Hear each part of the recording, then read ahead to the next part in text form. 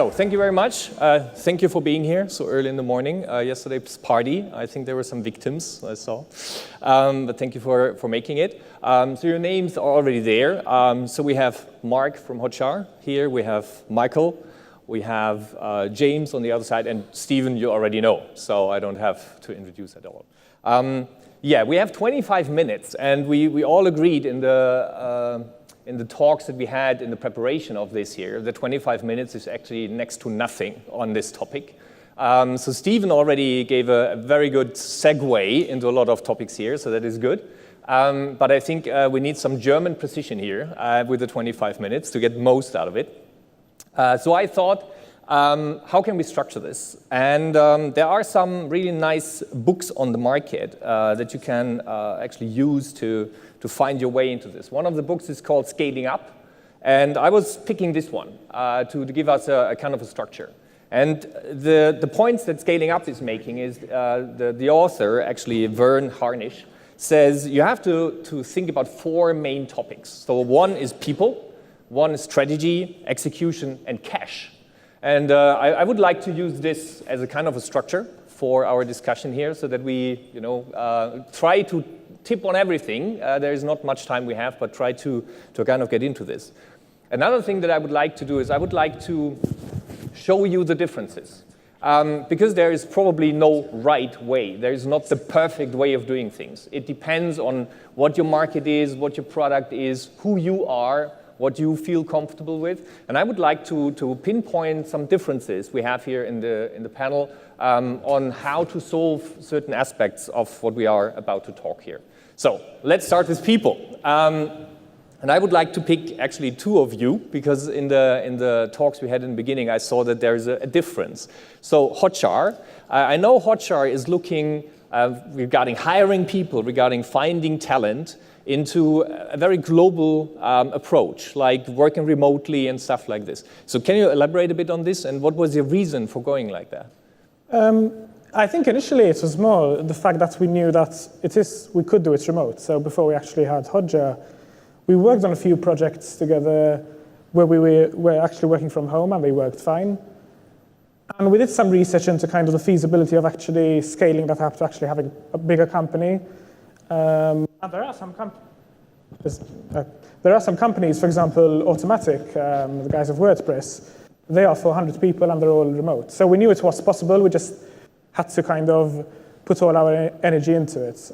And I'd say probably one of the reasons it actually worked well was because even when we were just founders, just 5, and we lived 5 minutes away from each other, we specifically decided to work from home just to make sure everything was built around remote. Yeah. So I'm working for Crossover. We are like 2,500 people all working remote. So I know that the system can work, but it has its challenges. And I know that your idea is a bit a different one, right? So you're looking more in a kind of remote, not remote, like a local setup. And for us that's really important, especially in Malta. So all 4 of us co-founders, for example, we've all got kids from 1 month old to 5-year-old, and we get them to the office every day. For us, it's about family. So we have family at home, and then when we go to work, it's all about the family. And so we try to, even the people coming to work, we like to have that feeling of family. We want everybody in the office knows who my kids are and my partner's kids are, because that's what we are. We spend 8 hours a day there. So even when someone joins us as a new employee, for us, it's someone joining the family. And when someone joins the family, that also means that in every family, even on a Sunday night, so a Sunday lunch, if your uncle farts at table, it doesn't mean you're gonna kick him out of the family. That's the same with people. Not everybody's perfect, and you have to just try to get along and fix problems where there are, but move on from there. Okay. So how are your experiences then with the remote work? Is this something that works out for you? Is it something you would do again? Yeah, definitely. I think one of the big things that you need to keep in mind, I know you mentioned the importance of going global. It's all about kind of their skills. But for us, culture fit plays a huge role, because obviously we need, if we're working with remote people, we need people who can trust, people who kind of share the vision we have. So in fact, in our recruitment process, it's quite a long and tedious recruitment process. And actually, like from every 1,000 people who apply, maybe we hire 1 if we're lucky. But we think that the only way remote is going to work is if we hire the right people, and it's all about people. So for us, culture fits, it kind of comes down to two things. So the first one is actually almost silly. It's something like, how well do you think you're just going to get along with this person? And for that, we actually have something called a Sunday test, which is basically whether we'd imagine working with them if we had to on a Sunday, whether we'd actually enjoy it. And the other side to it is also their mindset. So do they have a growth mindset? Are they the type of people who want to improve, people who are ambitious, or are they people who think they know everything and there's nothing else to learn? So we take those two into consideration, and that's if we find people who kind of satisfy both requirements, even if they don't have all the skills, we generally find that they work then remotely. Mm-hmm. Okay, very good. In the sense of time, let us move on. I hope you have a lot of questions in your mind already. Keep them. There are breaks, and these folks are around here, so you can continue the discussion. That's the idea on this. Coming to the next point is a bit of strategy, and it's quite interesting because almost all of you told me that you had a point where you pivoted. I remember really vividly our discussion that we had, where you said, "Yeah, we are just on the verge now from becoming from a service company to become a product company." Now the point is, and this is what you, Stephen, nicely pointed out, is there's a moment in time in the scale up. You have to make some decisions, but then you stick on it. And you keep on moving forward with the strategy you have. So when is the right moment to stop pivoting and move forward? Maybe say even no, as you said earlier, to upcoming opportunities, because they might dilute your strategy. So when is the right time? What is your impression on that? No, I would say, so firstly, when you're pivoting from like a service company, like a software supplier, to doing one product, you need to kind of be sure of the niche that you're going into. So like in our case, in the beginning, we were doing a few different products. We were building different kind of 4 different audiences and different customers. So before we kind of took the leap, we made sure that the niche we actually went into made sense. There's enough of a market for us. We have a good product for that market. We have a good strategy to go for it. We have the team for it, and so on. I think one thing that kind of helps when you're coming from a software background, or from a service background before you kind of take the leap, is to build in a kind of a predictive cash flow model in your strategy. So that is something which you can do when you have existing work coming in. So which varies from when you're actually starting up. So that's something that we did. We kind of looked at the clients that, or the kind of the customers that we had, which aligned with our future strategy of that particular product, and made sure that became predictive. Made sure that is a relationship we will keep. The second thing is financing that changes. So before, when you're doing when you're kind of operating in a kind of supplier mentality, the financial model of that business is different than when you're going to kick off a product. So that's something that you have to be very, very careful before the idea, the dream scenario would be, okay, I'm going to build a product using my team on the side whilst I'm doing whilst I have this cash flow. That doesn't really work. You need to separate both and finance the new thing separately. And also almost kind of have a separate team completely. This is something we learned when we tried to do the parallel kind of game, which doesn't work. So that's in terms of strategy what I would say. Okay. We talked earlier, and you had a really interesting strategy in setting up your product and saying, now we did these 2 parts of the product, now we have this part of the product, and then this part of the product. So obviously you have a very clear strategy in mind. But then reality kicks in, and you have big customers, and they say, hey, but could you please, it would be so nice to have this and this. How do you cope with that? The most important thing is that your product doesn't become a feature kiosk. So you have to stick to your original vision.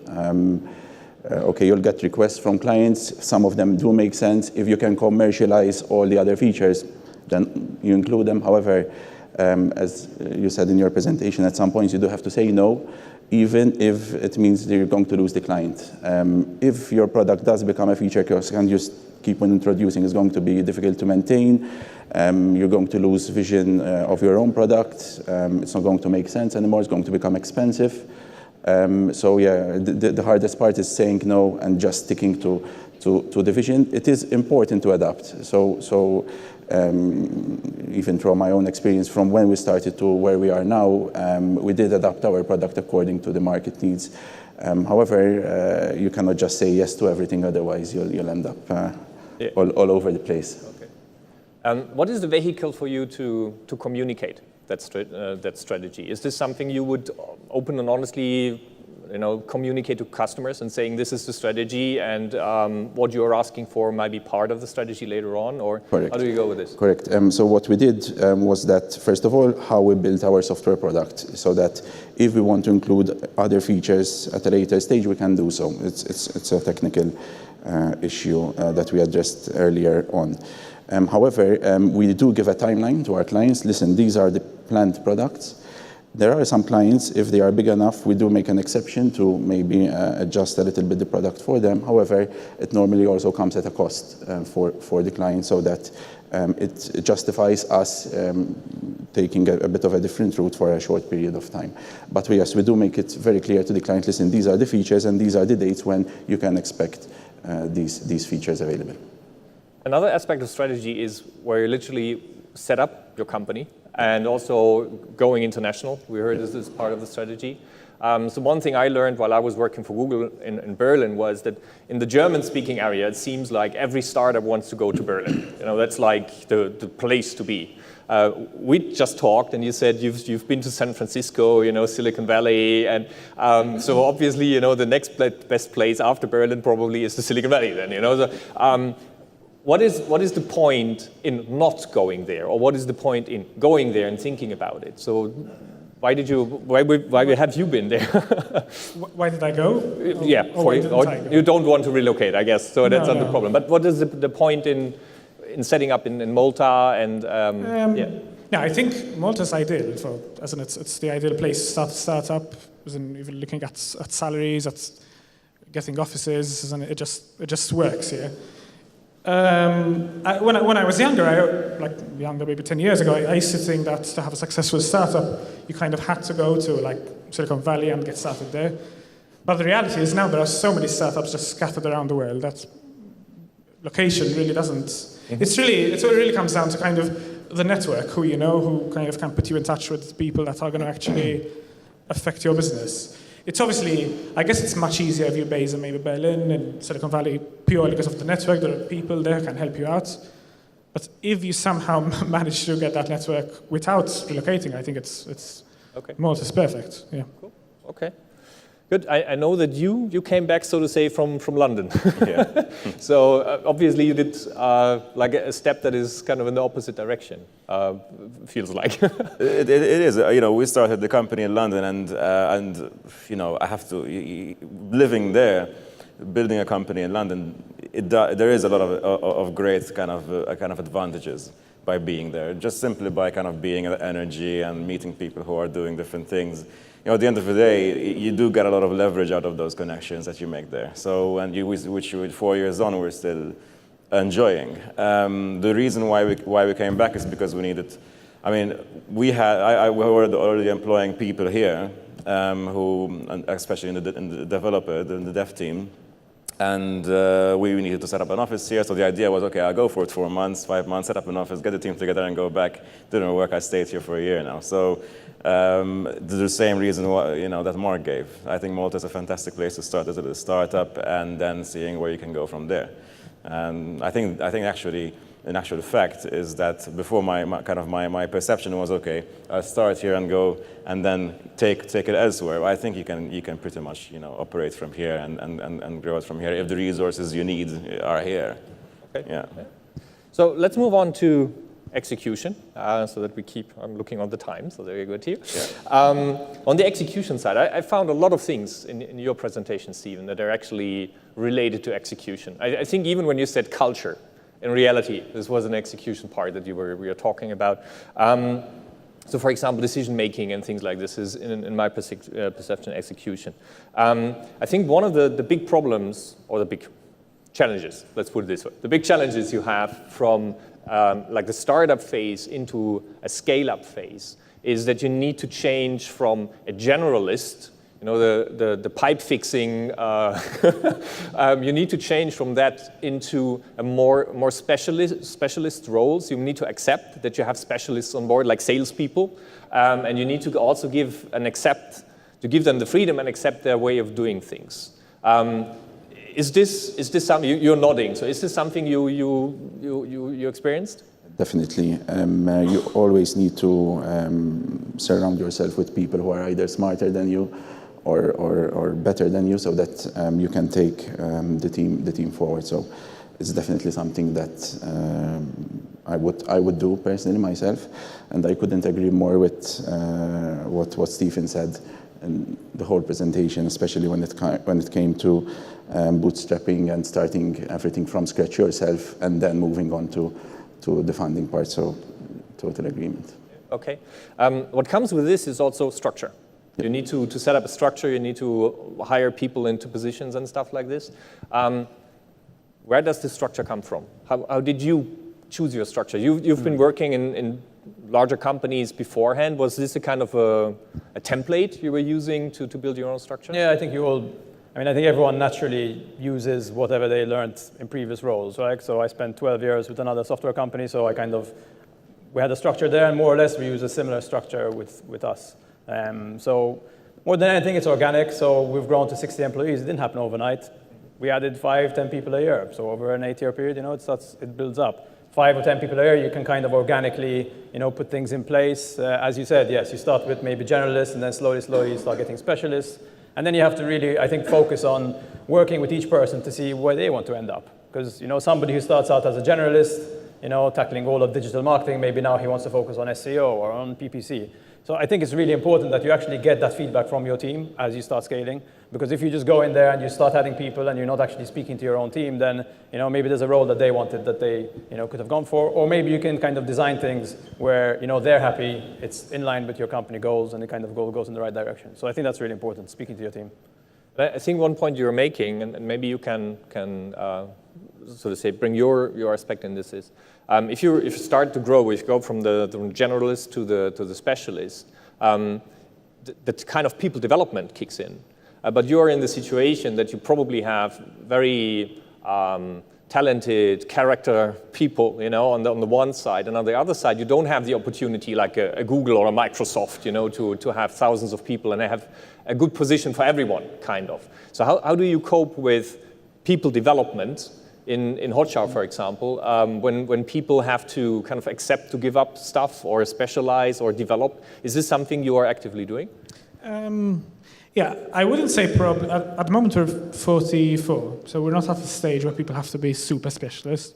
In fact, actually, when we're hiring developers, we try to hire full-stack developers with kind of the message that they should be able to, as much as possible, do work on all parts of the stack so that they can contribute and even learn in different areas. However, what we do is in our one-on-ones and kind of whenever we speak to them, we try to see what areas they're interested in. So we have multiple people doing courses for machine learning. So it's more kind of, we give them the opportunity to specialize in stuff that they actually feel they're strong at, or maybe there's something that's an area that's really interesting. And then based on that, we try to see how that experience is relevant to what Hotjar's trying to do, which is obviously not always the case. But yeah, the other side to that, it's obviously as you're building the company, especially as one of the founders, it's quite tough to go from the mindset of building something and finding a product market fit to suddenly saying, oh shit, like we're building a company, we have to have one-on-ones, we have to recruit. So yeah, it requires a big change in mindset, which takes a while. Okay. So, in the interest of time, let's move on to one of the most precious topics for the last one, cash. So one aspect we had in your presentation was cost management, which is one side of cash management in a way. And I think that's emphasize. Cost management is really, really important. On the other side, you also mentioned bootstrapping. So I know you are going a bit of a different direction. So you had a Series A round, you have founders coming in. Yep. So what is your experience? Why did you choose this way of going for that? Because it has its challenges, right? It does have its challenges, but to be perfectly honest, we did bootstrap for the first a couple of years, we started out 2 companies, and in fact, I do remember that while we were setting up our offices and we needed a television for our meeting room, it was a deposit for one of our clients, and we just took that television as a deposit because we needed to set up our offices. So it started from there. However, through experience and obviously reputation and clients and all the work that we've done over the years, when we came to start up our third company, it was a bit easier to approach people and tell them, listen, this is our idea, this is our vision. We did have a prototype, so we did spend a year working on a prototype from our own money, and then earlier on, after a year, we got our first round of investors. But realistically speaking, we did bootstrap a little bit in the beginning until we got the prototype, and we also got a first client even before the investor came on board. So that helped us a lot to get the amount of investment that we got. And one of the tricks was not to give up too much equity in the beginning. So it's very important that if you give up too much equity quickly, by the time you exit the project, you will have very little left, and it might be a little bit discouraging for you as an entrepreneur. So what you need to do, you don't need to be too fast. And if it doesn't make sense, if your gut does not feel right, don't go for it. You need to be happy, desperate as you might be, just don't go for it. Again, saying no at the right time, that's very, very important. And sometimes also, there's the stuff that you hear about all the time, but if you're going to go in and get some cash from somebody, try to get someone who can add value, not just add cash. That's Exactly. really important. And try to go to somebody and asking for cash before you actually need it and you're desperate. That's another obvious one. If you go too late, then everyone's going to get as much as they can, or you won't get anything. So. Those are the obvious points. What mechanisms do you use in cash management? So is there, when did you start to really, look at your sales figures, look at the costs and stuff like this? When did you start? Before starting the company. Before starting the company. Thank you for that. That was exactly where I wanted to go. You have to have a spreadsheet which has 2 years, and even if it changes every day, it's got to be there, and you've got to keep on it, and you have to be religious about it. You can't step away. Okay, good. So I think we are at the end of our time, so we are perfectly on time, or 2 minutes over. Thank you very much for your insights. I invite everybody to kind of take the opportunity and tap into the brains of these persons, because you have the experience here, and you can not redo the same faults as everybody did before you probably, but that are not necessary to be repeated. Thank you very much for being here. You all have a nice day, and thank you for your attention. Thank you.